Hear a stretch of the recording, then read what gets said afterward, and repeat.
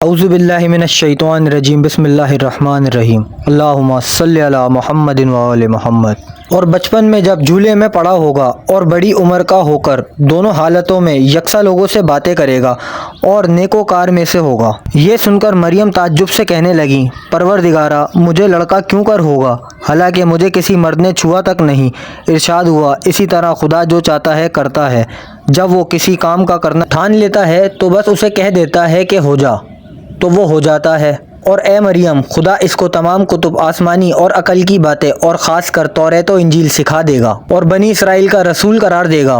اور وہ ان سے یوں کہے گا، میں تمہارے پاس تمہارے پروردگار کی طرف سے اپنی نبوت کی یہ نشانی لے کر آیا ہوں کہ میں گوندی ہوئی مٹی سے ایک پرندے کی مورت بناؤں گا،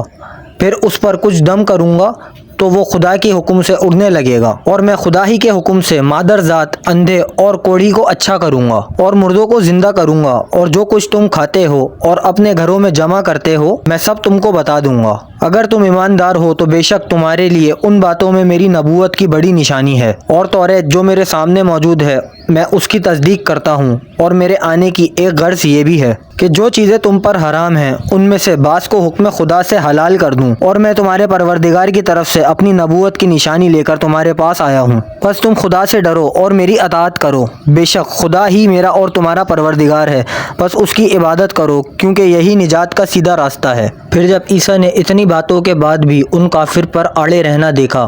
تو آخر کہنے لگے، کون عیسیٰ ہے جو خدا کی طرف ہو کر میرا مددگار بنے؟ یہ سن کر حواریوں نے کہا، ہم خدا کے طرفدار ہیں اور ہم خدا پر ایمان لائے، اور عیسیٰ سے کہا، آپ گواہ رہیں کہ ہم فرما بردار ہیں، اور خدا کی بارگاہ میں عرض کی کہ اے ہمارے پالنے والے، جو کچھ تو نے نازل کیا ہم اس پر ایمان لائے، اور ہم نے تیرے رسول عیسیٰ کی پیروی اختیار کی، بس تو ہمیں اپنے رسول کے گواہوں کے دفتر میں لکھ لے۔ اور یہودیوں نے عیسیٰ سے مکاری کی اور خدا نے اس کے دفاع کی تدبیر کی، اور خدا سب سے بہتر تدبیر کرنے والا ہے۔ وہ وقت بھی یاد کرو جب عیسیٰ سے خدا نے فرمایا، اے عیسیٰ میں ضرور تمہاری زندگی کی مدت پوری کر کے تم کو اپنی طرف اٹھا لوں گا، اور کافروں کی گندگی سے تم کو پاک و پاکیزہ رکھوں گا، اور جن لوگوں نے تمہاری پیروی کی ان کو قیامت تک کافروں پر غالب رکھوں گا۔ پھر تم سب کو میری طرف لوٹ کر آنا ہے، تب اس دن جن باتوں میں تم دنیا میں جھگڑے کرتے تھے ان کا تمہارے درمیان فیصلہ کر دوں گا۔ بس جن لوگوں نے کفر اختیار کیا ان پر دنیا اور آخرت دونوں میں سخت عذاب کروں گا،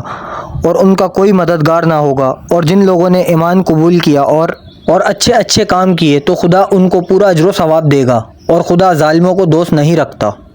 ویڈیو پسند آئی ہو تو چینل کو سبسکرائب کریں، بیل آئیکن دبائیں تاکہ ہر نیو ویڈیو کا نوٹیفیکیشن آپ کو مل سکے۔ ویڈیو کو لائک، کمنٹ اور شیئر ضرور کریں۔ شکریہ۔